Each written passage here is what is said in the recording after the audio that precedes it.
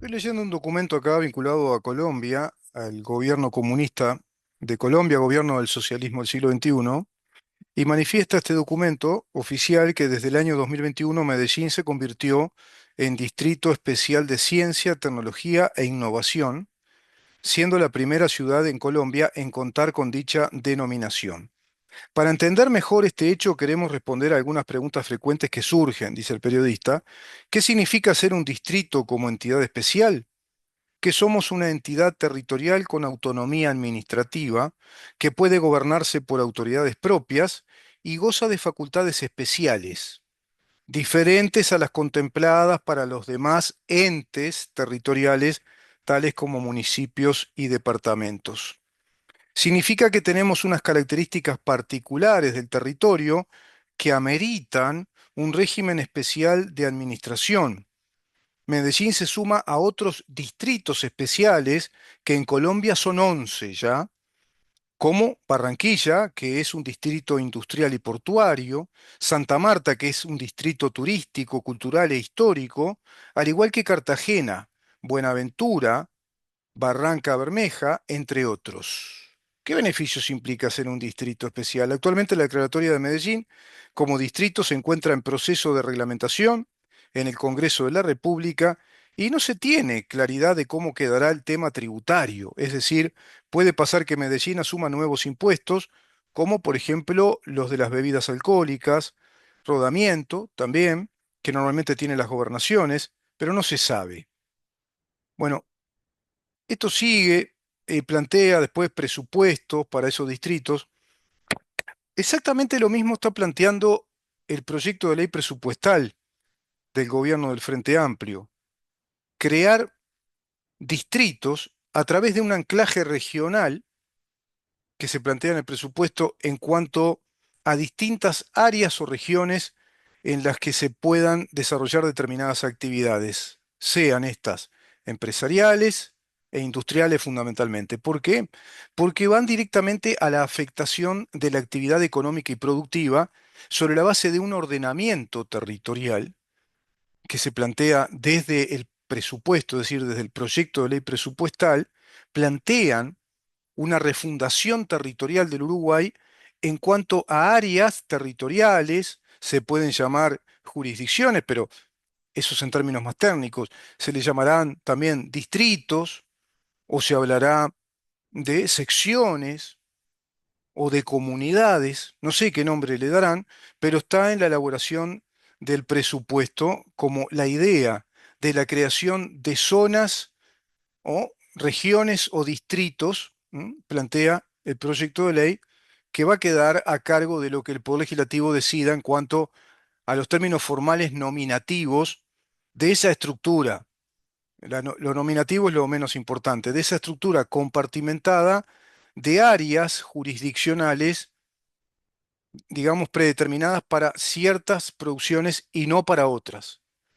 El territorio uruguayo quedará como un territorio fragmentado, parcelado en jurisdicciones que van a tener una especie de gobierno propio, donde van a determinar también impuestos, parecido a lo de los gobiernos con autonomía en su departamento, es decir, los actuales gobiernos departamentales, pero se van a subdividir en regiones, planteando así una estructura fragmentaria de comunidades y de comunidades que van a asumir el perfil de ser comunidades culturales en relación, por ejemplo, a la producción de caña de azúcar y los destilados de la caña de azúcar.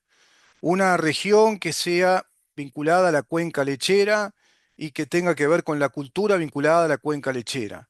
Otra región vinculada a las producciones artesanales. Otra región vinculada a la actividad turística con producción artesanal. Otra región vinculada al turismo gay. Otra región vinculada a los derechos de homosexuales, de gays, de lesbianas, al transgénero, etcétera, con industrias dedicadas a todo eso. Por ejemplo, el espectáculo trans, el espectáculo gay, etcétera. Todo eso es el proyecto del multiculturalismo. Fragmenta nuestros estados, los va dividiendo y generan una organización jurisdiccional prácticamente autónoma, con leyes impositivas autónomas, concentrando una actividad económica, una o dos, impidiendo que en ese territorio puedan darse otras actividades económicas. Por lo tanto, pasan a ser pequeños feudos. Entramos como una especie de Edad Media, donde van a haber distintas comunidades, distintos feudos, que se van a cimentar en una identidad propia, separados unos de otros, incluso bajo el ensalzamiento de esas comunidades como un valor en sí mismas.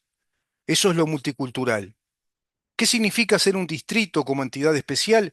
Que somos una entidad territorial con autonomía administrativa que puede gobernarse por autoridades propias y goza de facultades especiales, diferentes a las contempladas para los demás entes territoriales, tales como municipios y departamentos. Una mezcla infernal, una superposición de jurisdicciones. Significa que tenemos unas características particulares del territorio que dan mérito a un régimen especial de la administración. Todo esto, en primer término, es inconstitucional. La Constitución no establece en sus disposiciones presupuestales que se elabore un presupuesto para determinar nuevas jurisdicciones que además delimiten territorialidad en cuanto a actividades comerciales, industriales, actividades productivas. Se plantea un país libre, de libre tránsito, no solo de las personas a nivel, digamos, individual, sino de libre tránsito en los emprendimientos. Por eso hay libre emprendimiento.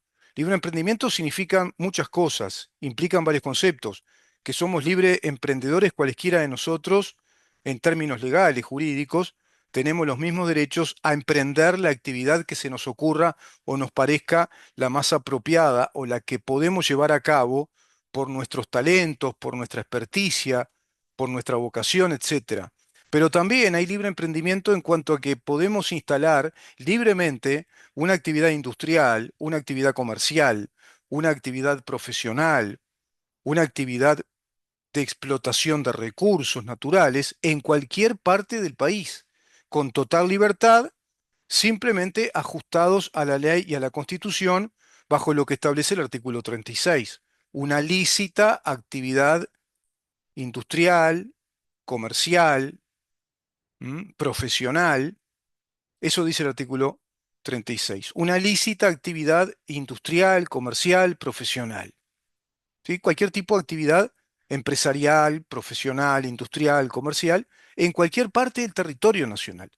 Eso también es el libre emprendimiento y el libre tránsito de las personas en nuestro territorio. Bueno, ahora no nos van a permitir eso. Van a ir creando como pequeñas repúblicas con sus propias leyes, sus jurisdicciones, de acuerdo a características cimentadas en ese anclaje, como dice el programa del Frente Amplio, que está replicado en la ley presupuestal, ese anclaje de productividad desde el cual surge esa única y exclusiva productividad y actividad comercial de acuerdo a ese nuevo ordenamiento territorial, lo multicultural. Eso se pretendió hacer en Chile y por eso se llegó al extremo de ir a una asamblea, a plebiscitar, perdón, una asamblea constituyente para convertir a Chile en una sociedad muy distinta a lo que es una república democrática. Se hablaba del Estado multicultural social de derecho de Chile. En Bolivia ya ocurre eso, es el Estado multinacional social de derecho, no es república democrática. Y van modificando así también disposiciones constitucionales. Les van dando atribuciones muy particulares, prácticamente autocráticas a esas jurisdicciones que, te repito, están predeterminadas en esa sola actividad o en ese grupo de actividades, excluyendo a otras, es decir, son prohibitivas esas disposiciones respecto a otras actividades que no estén contempladas para esa comunidad jurisdiccional. Ese es el proyecto del multiculturalismo que se instala en el socialismo del siglo XXI. Y eso es lo que plantea este proyecto presupuestal del gobierno. Por eso les decía que no solo es un proyecto presupuestal, sino que es un proyecto de modelo político, es un proyecto de estructura nueva del Estado, de estructura administrativa, de estructura gubernativa y de estructura también económica en lo productivo, en lo comercial, generando, procreando y fomentando identidades culturales ensalzadas como valores en sí mismos, por lo tanto, fraccionando a la sociedad. Imagínate una sociedad que en el curso del tiempo viva con esa experiencia, viven en la situación de los pequeños feudos, pequeñas provincias o regiones, como se vivió en la Edad Media en Europa, que era precisamente eso, una sociedad multiétnica, multicultural. Los estados republicanos y democráticos como unidades nacionales son todo lo contrario. El proyecto de Westfalia, que yo les decía, oficializado en el año 1648, la Comunidad de las Naciones, nuestros estados nacionales, desde las revoluciones modernas, como estados republicanos, como estados democráticos, de democracias representativas, parlamentaristas, con separación de poderes, devenidos en la teoría científica de ser estados de derecho, en el sentido de que son estados que responden al gobierno de las leyes que observen a la Constitución y que el gobierno, nuestras autoridades, son la Constitución y las leyes que nos amparan en nuestras libertades personales y en la garantía de nuestras libertades personales, como de todos nuestros derechos personales considerados reconocidos, inviolables, universales, únicos, inalienables, que son nada más y nada menos que la razón de ser de nuestros estados de derecho, son el cimiento o los fundamentos de la naturaleza de nuestros estados nacionales de derecho.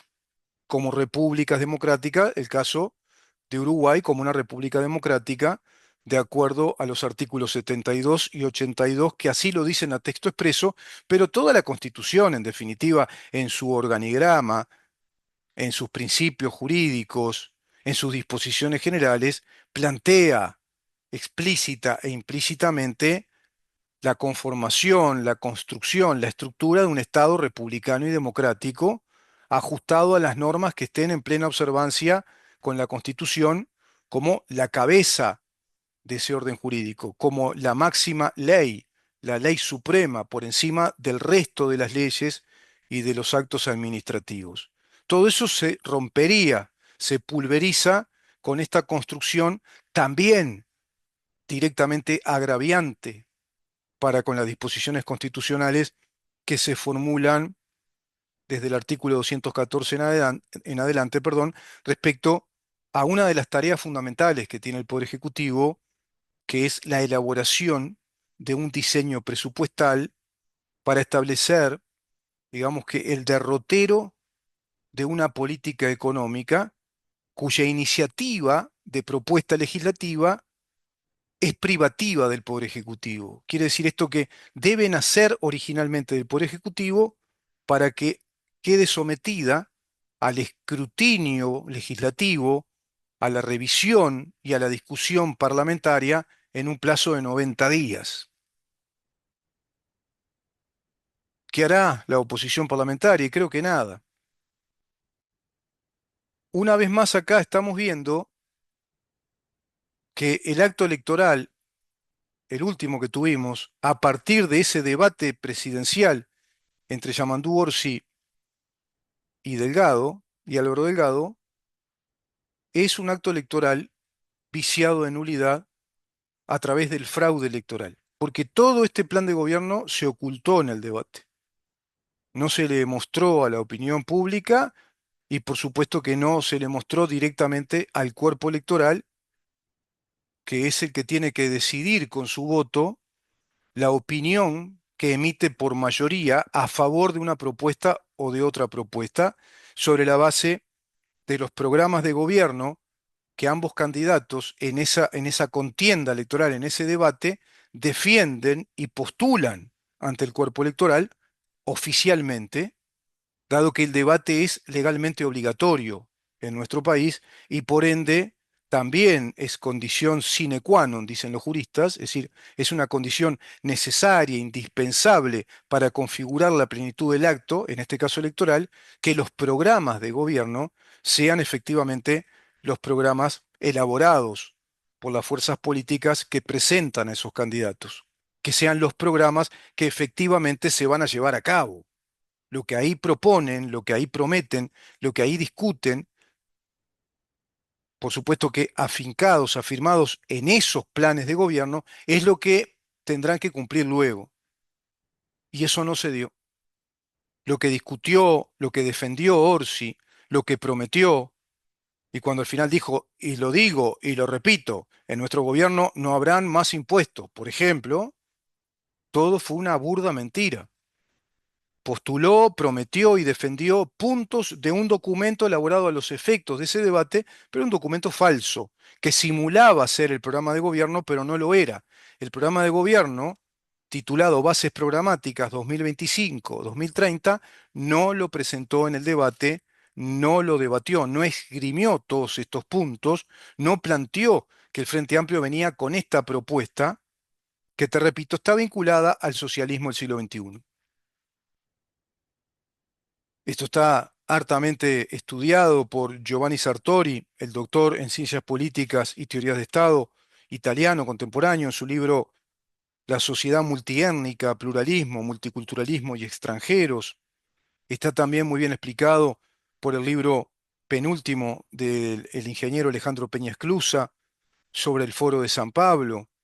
Está también explicado y narrado por ejemplo, John Dahl, por John Gray, por tantos teóricos, por Norberto Bobbio también, es decir, lo multicultural Tom Wolfe, en su excelente ensayo dentro del libro del periodismo canalla, en ese excelente ensayo que él publica en ese libro, que yo lo he compartido con ustedes, Viviendo en el país del marxismo rococó, habla también del proyecto de la multiculturalidad, de lo multicultural versus el pluralismo liberal. El pluralismo lo que plantea es el reconocimiento y la tolerancia de la diferencia para que sea trascendida, porque reconoce el mundo liberal, reconoce la filosofía liberal, que somos todos distintos, que hay diversidad natural por distintos motivos, pero vivimos en una misma nación, en un mismo país, con la misma unidad de leyes que a todos nos protegen por igual, que a todos nos reconoce por igual, que a todos nos otorga los mismos derechos y las mismas obligaciones, y que nos debemos respetar sobre el cometido trascendental e inclusive trascendente de una unidad nacional en pos de nuestras calidades de vida sobre la base de nuestros derechos subjetivos, personales, inviolables.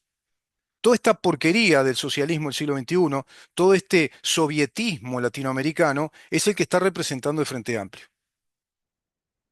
Ayer veía el último acto de campaña electoral del presidente Javier Milei en Argentina, en la localidad de Moreno, en el conurbano, y manifestaba todo esto exactamente respecto al kirchnerismo. Hacen exactamente lo mismo. Son depredadores, han creado mucha miseria durante décadas, la brutal inseguridad pública, el crimen organizado que campea, bajo la ley suprema del molinete, bajo la ley suprema de la justicia del molinete, bajo la justicia de la impunidad. El molinete donde entran y salen los sicarios, los delincuentes, y quedan sometidos a sus prisiones domiciliarias la gente de bien, la gente de buenas costumbres, el ciudadano de pie que todos los días tiene que salir a trabajar, que lleva a sus hijos a la escuela, que controla que vayan y vuelvan a su casa cuando van al liceo. Esas sociedades del conurbano en la provincia de Buenos Aires durante tanto tiempo gobernadas por el kirchnerismo, que han llevado a la paupérrima vida social en la cual la vida ya es una ruleta rusa, donde cuando llegan a sus hogares, después de trabajar, tienen que dar vuelta a la manzana 2 veces por lo menos y mirar para todos lados a ver si nadie los persigue, donde la espera del ómnibus en una parada es una ruleta rusa de vida y muerte, donde en la noche campean los motoqueros que matan a cualquiera, asesinan, roban, marcan territorio, y marcaron así territorio con el propio presidente de la República Argentina, que tuvo que hacer un enorme cordón policial, enorme cordón, apoyado por la policía bonaerense y la policía federal en un despliegue enorme, acordonando porque, bueno, estaban ahí los piqueteros, inclusive con banderas palestinas, defendiendo al mundo palestino, que es el mundo que agravia, que atenta, que invade territorio de estados soberanos como el de Israel, que es también depredador, que pretende eliminar al universo cristiano, a la civilización cristiana, occidental, capitalista, que odian al capitalismo y la sociedad abierta y libre, que odian al Estado de Israel y a los judíos, pretendiendo eliminarlos de la faz de la tierra. Por lo tanto, son genocidas. Están hartamente comprometidos y fuertemente comprometidos con ese genocidio los integrantes del Frente Amplio que levantan las mismas banderas, que están callados la boca respecto a lo que está pasando en Venezuela hoy con este operativo de coraceros, de acorazados, de aviones, de marines del gobierno de los Estados Unidos que pretende, bueno, extirpar todo ese narco gobierno de Venezuela y toda esa narco organización infernal vinculada también al Foro de San Pablo y Socialismo del siglo XXI, porque está atentando directamente contra la soberanía nacional de los Estados Unidos a través de sendos informes, importantes informes que atraviesan décadas, inclusive desde aquella mega operación de inteligencia llamada Operación Cassandra. Están requeridos por la justicia a través del Tribunal Supremo de Justicia de los Estados Unidos, a través del Departamento de Estado, a través de la Reserva Federal, del Departamento del Tesoro, y así también con informes muy, muy serios y enorme cantidad de informes de las agencias de inteligencia como el FBI, la CIA, la DEA, el Comando Sur, etcétera. No es un invento de un gobierno. Esto hace mucho tiempo que se está investigando, pero claro, bajo el gobierno republicano que lidera Donald Trump, se están sincerando estas cosas. Francia está ahí, cuidando el Esequibo, cuidando las zonas del Caribe, porque hay intereses empresariales franceses, donde también hay conatos de invasión, con Rusia solapadamente colaborando con Venezuela. El gobierno kirchnerista, que tanto se coordinó colaboración y alianza política con la Rusia de Putin, también con China, y por supuesto el kirchnerismo, parte integrante del Foro de San Pablo, desplegando el socialismo del siglo XXI como lo hace acá el Frente Amplio. Escuchaba ayer al presidente Javier Milei y decía, prácticamente lo que dice Milei es lo que yo digo acá todos los días y comparto con ustedes. Es lo mismo, exactamente lo mismo. Habló de la voracidad fiscal que aplica un régimen de porquería como es ese socialismo del siglo XXI, la voracidad fiscal para crear burocracias artificiosas y someter a la gente a la miseria, son depredadores, y dentro de esa suprema justicia de la ley del molinete, crean una sociedad de anarquía y cobijo para los criminales, anarquía e impunidad para los criminales y tiranía para los trabajadores, para el pueblo. Quienes hablan del pueblo, quienes hablan de ser gobierno para los trabajadores, quienes hablan de ser los gobiernos de la inclusión social y de la justicia social. Justicia social no hay nada ahí. No hay seguridad pública, no hay distribución de las riquezas, sino que hay concentración de riquezas a través de la vía depredadora de la voracidad fiscal, donde un presidente tuvo que ir con un sistema de seguridad tremendo, quien fue apedreado, y quien demostró ya, porque ya lo demostró la justicia en estos días y el periodismo calificado, que todo ese lawfare, que todas esas causas vinculadas a los laboratorios y a las coimas y a la corrupción interna del gobierno de Milei, todo es mentira. Todo cayó, una vez más. La justicia ya lo dice. Sobreseídos los integrantes, los propietarios de esos laboratorios, sobreseídos quienes eran imputados, no hay nada delictivo, fue todo un montaje, todo un lawfare, todo un montaje judicializando a la política que es la estrategia precisamente de los soviéticos del socialismo del siglo XXI, de los bolches, de los zurdos, que son rapaces, que hacen cualquier cosa, igual que hayan muertes, que están pegando el manotazo de ahogado porque saben que van cayendo. En Argentina está ganando aparentemente la libertad avanza a nivel de todas las provincias, de las principales como siempre, y está solo a 2 puntos, parecería, o a menos de 2 puntos en esta recta final respecto a la provincia de Buenos Aires en relación a Kicillof, que es el bastión kirchnerista. Es el bastión en el que ganaban siempre por muchos puntos, por más de una decena de puntos. Y en la última elección ganaron por más de 2 puntos, creo que llegaron a 4 puntos. Pero ahora hay casi un empate térmico y están muy nerviosos, muy asustados, porque incluso perdiendo la Libertad Avanza por 1 o 2 puntos en la provincia de Buenos Aires, ganaría, sería la fuerza exitosa si se da el resto de los resultados de las provincias más importantes de Argentina. Si se repiten esos resultados o mejoran, incluso porque hay en algunas provincias datos de que han mejorado las diferencias de la Libertad Avanza en materia electoral en estas primarias que van a ser el domingo. Comento esto porque es muy importante para todos nosotros que continúe el proceso de la Libertad Avanza.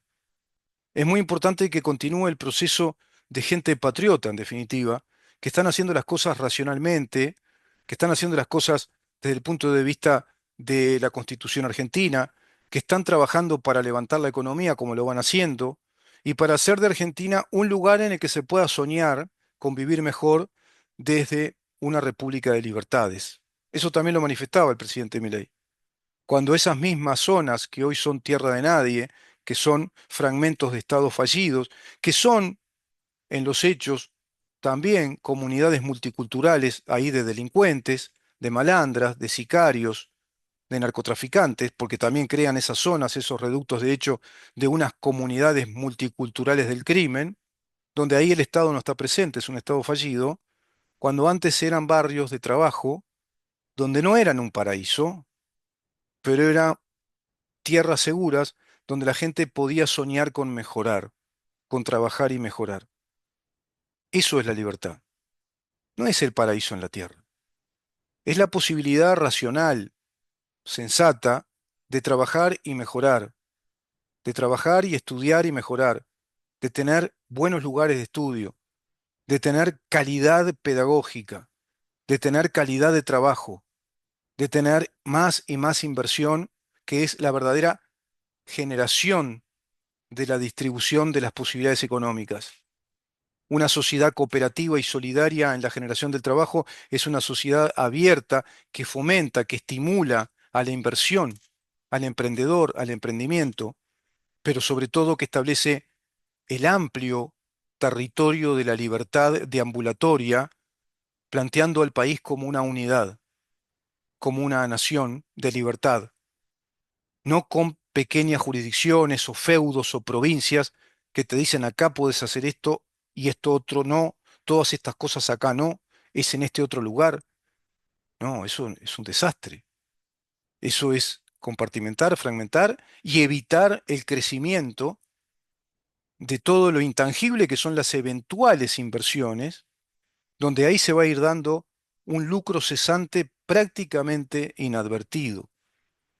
Es decir, dejaríamos de crecer, de desarrollarnos, porque esa estructura nos maniató, nos oprime en una estructura feudal de pequeñas comunidades, de pequeñas jurisdicciones, dedicadas exclusiva y excluyentemente a ciertas actividades, cimentando identidades fomentadas por esta ideología del socialismo del siglo XXI, que también está diseminada en el plan de la Agenda 2030 como un plan transnacional, global, de gobierno de sociedades multiculturales, creándose una especie de nueva Edad Media, con un gobierno central, es decir, con un gobierno transnacional que hasta plantea una justicia transnacional. Bueno, Javier Milei, Nayib Bukele, Daniel Noboa, Donald Trump, Giorgia Meloni, la gente de Vox, la derecha liberal francesa, la derecha liberal de los Países Bajos, la de Alemania, la de países eslavos, la derecha también liberal de los Kaiser, de Cast, el Partido Liberal de Bolsonaro, están luchando contra toda esta porquería, digamos, de un renacimiento soviético.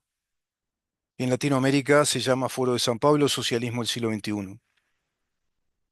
Y ellos son voraces, son depredadores en todo sentido. Y cuando están desesperados, cuando ven que pierden poder, apelan a todo, como lo hace Vladimir Putin, directamente al asesinato, al sicariato. No olvidemos que Bolsonaro fue apuñalado en un mitin y quedó bastante mal, muy afectado en su salud. Tuvo recaídas con problemas gastrointestinales severos. Ahora está con problemas otra vez severos porque no quiere comer, en un estado profundamente depresivo, porque sabe que está siendo linchado también por un, digamos, bullying judicial. Su hijo está muy preocupado. Son realmente asesinos.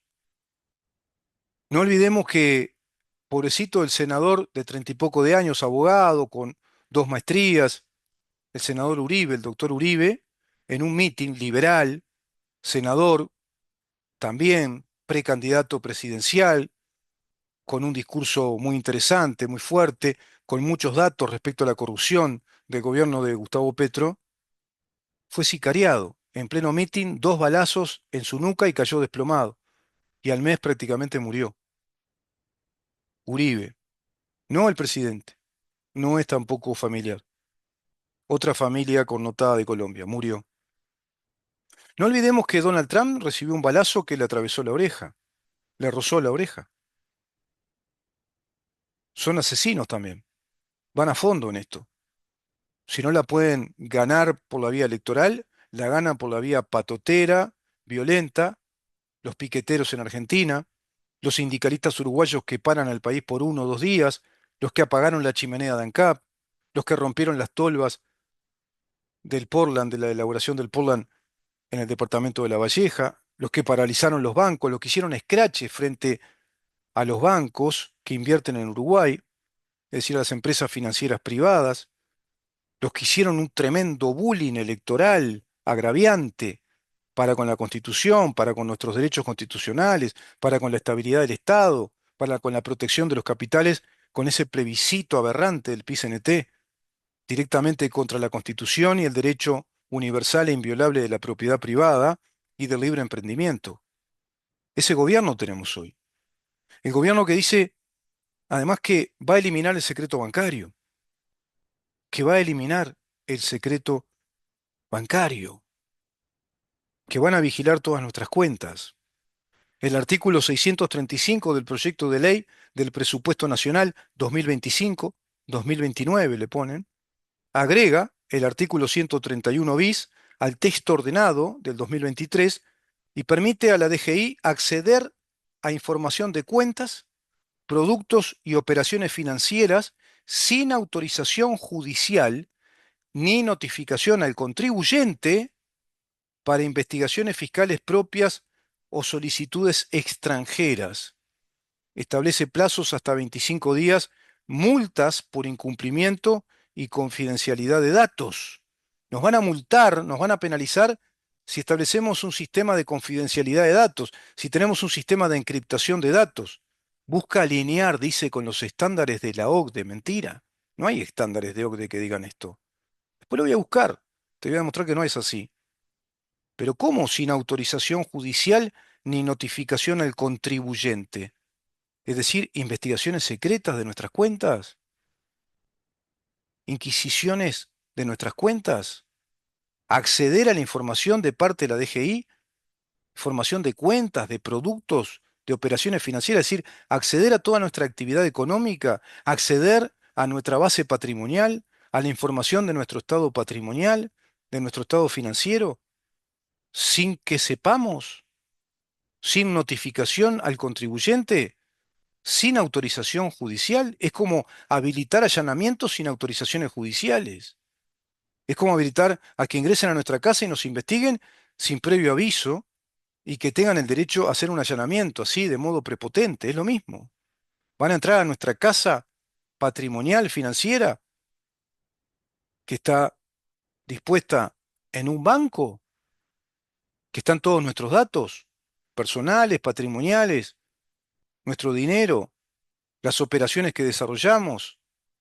Esto plantea el gobierno depredador, el gobierno totalitario, patotero ya, de este asqueroso sovietismo del Frente Amplio, aplicando a rajatabla el socialismo del siglo XXI.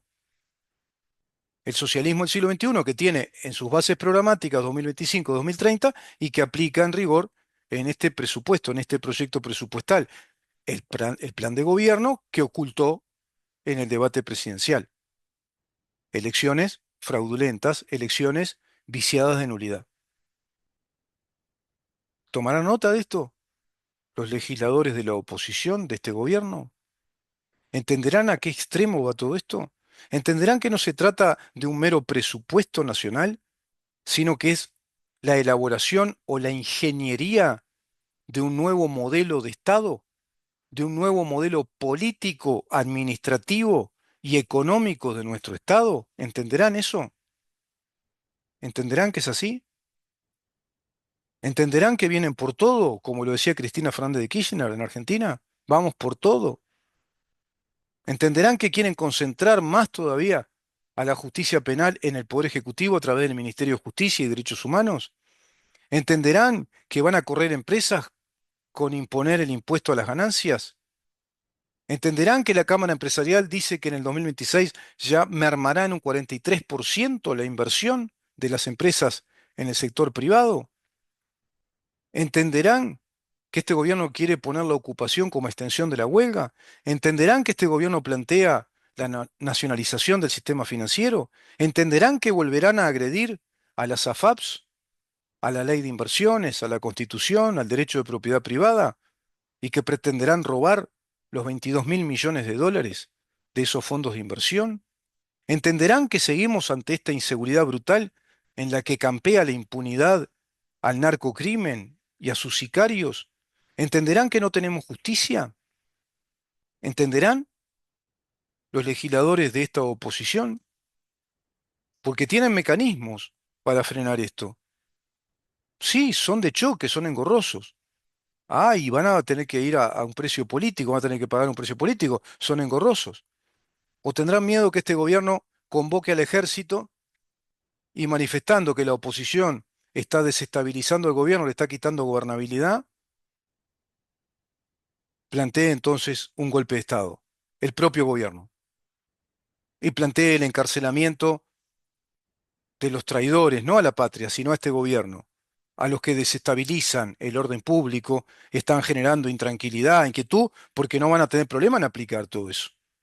Porque cuando a ellos les sirve, van a aplicar en rigor las disposiciones de choque, los dispositivos de autoridad más fuertes que la Constitución tiene en el artículo 31, artículo 168,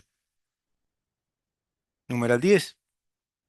Van a aplicarlo y siquiera sin invocar esos artículos, pues no les importa. Le van a decir a la población que esto está configurando una situación de caos, de incertidumbre, de intranquilidad social, que hay varios delitos de parte de los integrantes de la oposición que no los dejan gobernar. Porque el presupuesto, muchos me dirán, bueno, pero Muyano, el presupuesto, si la oposición no lo aprueba, lo boicotea, dice todo lo que usted dice, y que por más razón que tenga, el presupuesto va a salir igual, porque a los 90 días lo que no se modificó sale como está planteado originalmente. Claro, pero la oposición ahí, sabiendo todo esto, tiene otros mecanismos de control.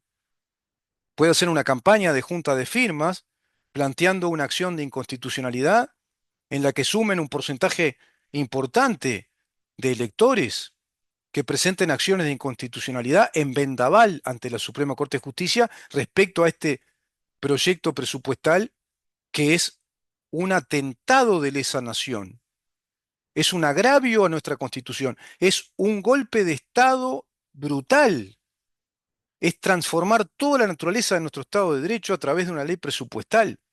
Es un atentado de lesa nación y por ende comporta un mundo de inconstitucionalidades que afectan los derechos personales directos y legítimos de cada uno de los electores de esas elecciones que están viciadas de nulidad por fraude electoral y por delito de estafa, falsificación documentaria también. Todo eso tendría que plantearle a la Suprema Corte de Justicia para que se haga cargo según lo dispone el artículo 239, que le da competencia exclusiva para juzgar a todos aquellos sin distinción que agravien la Constitución. Todos aquellos que agravian la Constitución, que agreden la Constitución, deberán ser juzgados sin distinción por el único órgano competente, que es la Suprema Corte de Justicia, artículo 239, que remite al 330, que es el que establece precisamente el delito de lesa nación.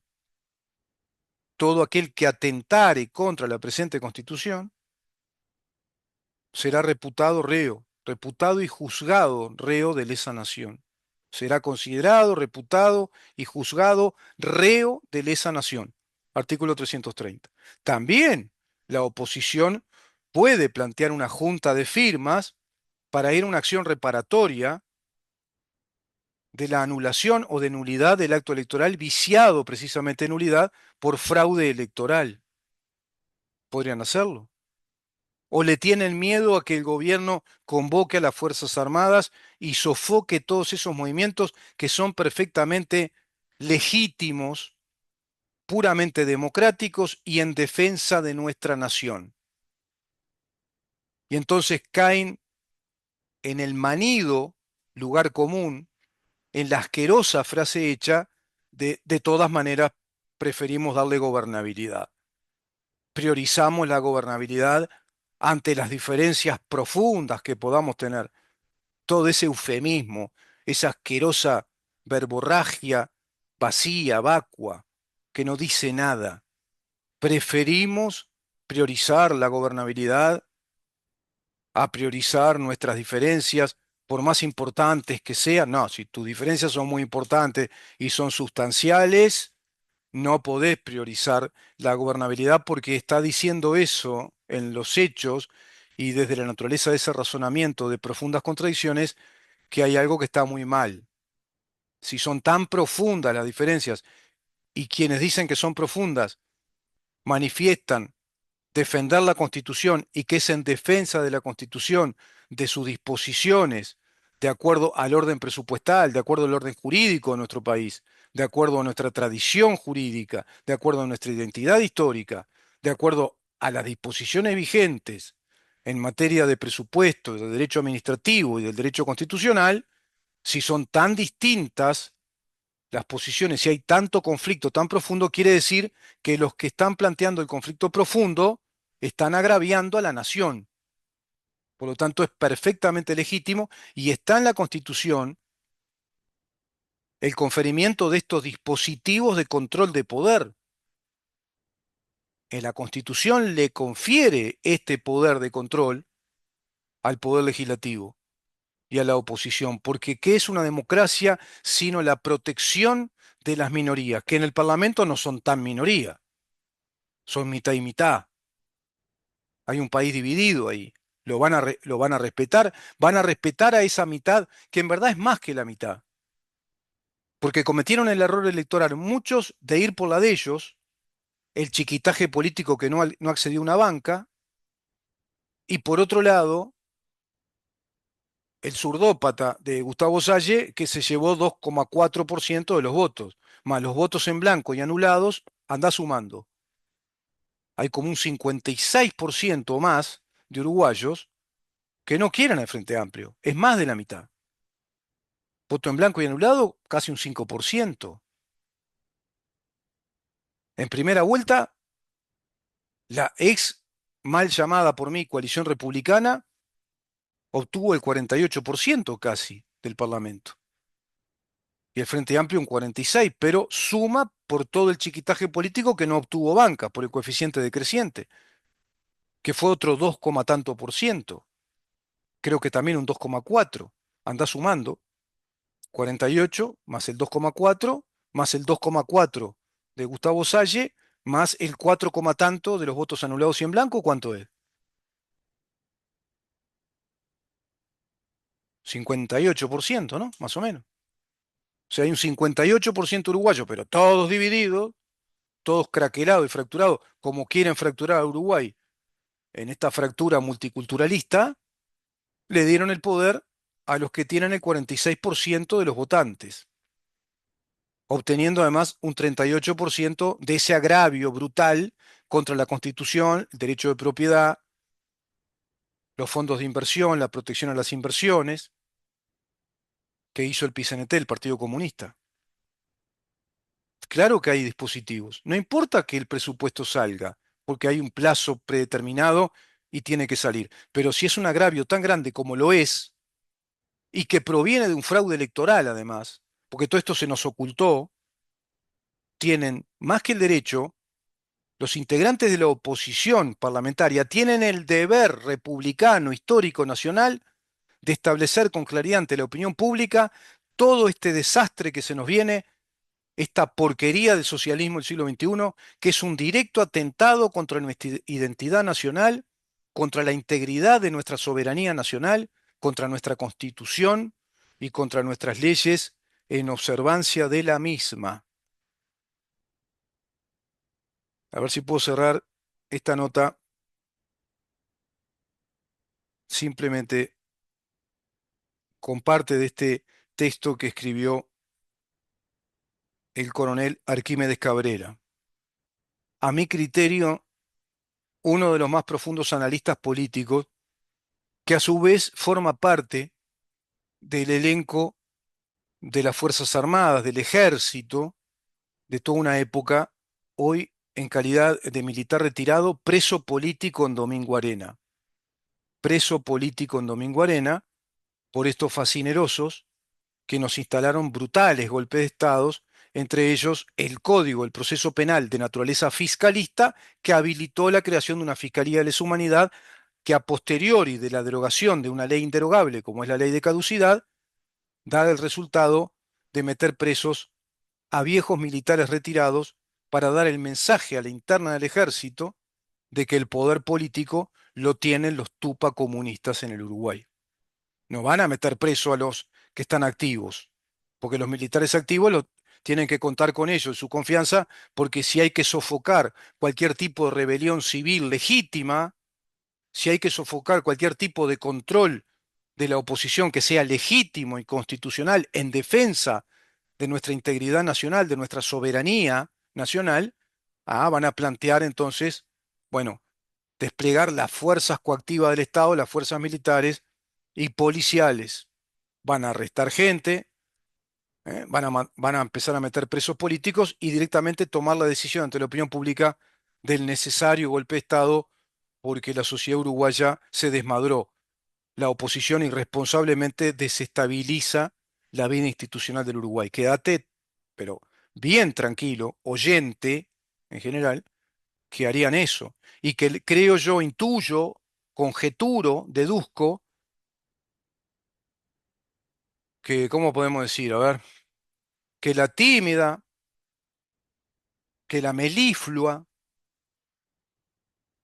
que la cagona oposición sabe que puede ser así. Este mes de agosto, bicentenario de la patria, numerosos indicios confirmaron que la revolución del llamado socialismo del siglo XXI, de Hugo Chávez Frías, tiene los días contados en nuestra región. ¿Cómo va a hacer Uruguay para ocultar a la comunidad internacional las continuadas violaciones a los derechos humanos de quienes hoy en prisión defendieron la democracia en el pasado reciente? Sin el apoyo del Foro de San Pablo y del Grupo de Puebla, sucursales intelectuales de la ex Unión de Repúblicas Socialistas Soviéticas, y sin el respaldo directo de los gobiernos de Lula en Brasil, que va a caer, de Petro en Colombia, que va a caer, esto lo agrego yo, el narco gobierno de Maduro, que va a caer, habría caído hace rato. Sin embargo, la amenaza real de la fuerza de los Estados Unidos ha puesto fecha de vencimiento a las pandillas de los ex guerrilleros marxistas convertidos en narcoterroristas, fuentes de financiamiento de las izquierdas regionales. Brasil ya ni siquiera reconoce el gobierno de Maduro, su ex aliado en el Foro de San Pablo. Este gobierno no habla nada. Calladito la boca, ¿viste? No les escuchás hablar nada del gobierno de Maduro.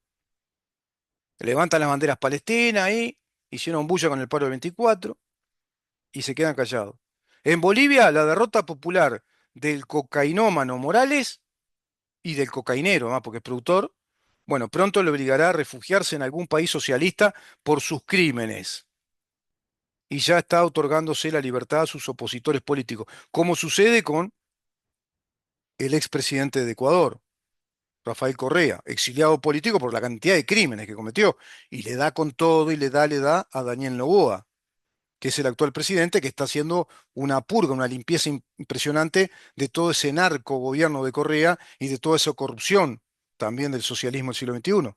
Tras la reelección de Daniel Noboa, que ganó por lejos en Ecuador el pasado mes de febrero, vienen semanas y meses decisivos. El balotaje en Bolivia en octubre, las elecciones hondureñas, las elecciones chilenas, como les decía, y el rosario de citas ante las urnas a las que asistieron a lo largo de 2026 en Brasil, Colombia, Costa Rica, Nicaragua y Perú, determinarán la oscilación del mapa político latinoamericano. El cambio de política también importante de Boluarte, la presidente de Perú, que da amnistía a sus militares, aunque es restringida, pero es amnistía al fin, y se desalinea, se desacopla de la Corte Interamericana de los Derechos Humanos. Las primarias en Argentina ahora, que plantearon gran favor hicieron los kirchneristas y los peronistas a la libertad avanzada, porque ponen todo blanco sobre negro. Los piqueteros, los violentos, los que tiran piedra, los que llevan sicarios, los que obligan a que hayan grandes cordones, cápsulas de seguridad para un presidente, los que no querían dejar entrar a un presidente a un territorio de la nación que preside, los que no quieren dejar entrar en un territorio de la nación argentina al presidente de la nación argentina. Y después ellos son los que hablan de terrorismo, son ellos los que hablan de crímenes contra los derechos humanos, son ellos los que hablan de corrupción, como en el caso del gobierno de Milei, cuando ya se comprobó que no hay corrupción alguna.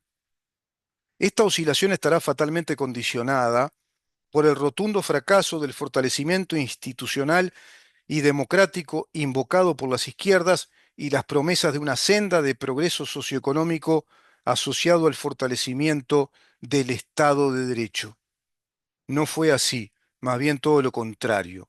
Por su parte, los poderosos órganos defensores de los derechos humanos de la OEA, patrocinantes de las persecuciones políticas en la región, como las que vivimos en Uruguay, comenzaron a rever su composición y sus ideologías políticas. Sin embargo, los prisioneros políticos del odio y del gran negocio de los colectivos de la extrema izquierda en la ex Suiza de América siguen muriendo en el corredor de la muerte, Domingo Arena, dando infelices y tristes testimonios del incumplimiento de lo que establece el artículo 26 de la Constitución de la República, que las cárceles no están hechas para el martirio, sino para la reeducación. Y acá están martirizando ancianos militares retirados que en aquellas épocas defendieron a la Constitución de la República, a las instituciones democráticas, a la soberanía nacional, a la patria, contra organizaciones guerrilleras, organizaciones terroristas que pretendían instalar este régimen que nos están instalando hoy, esta porquería de socialismo real. Hoy le llaman socialismo del siglo XXI. La sentencia de un líder tupamaro cuando anularon la ley de caducidad, dos veces confirmada por la ciudadanía, será implacable. Pasaremos a la historia por habernos pasado por las partes la voluntad del pueblo, dice el coronel Arquímedes Cabrera.